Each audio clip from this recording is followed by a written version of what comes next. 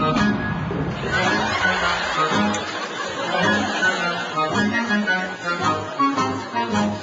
the kitty cat's party, all the kittens will be there. They'll be dressed up in their Sunday best with flowers in their hair, wearing red and yellow ribbons and a tiny tinkle bell. There'll be kittens from the city and the countryside as well.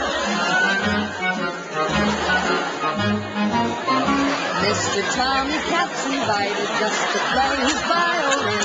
When the kittens pick their partners, then the dancing will begin. But perhaps I ought to tell you why there's such a happy crowd.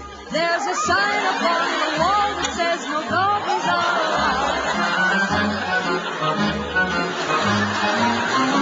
When it's time to eat, meow, meow, cans of salmon piled up to the sky. Each one has his little bowl of milk. For dessert, there's a catnip pie.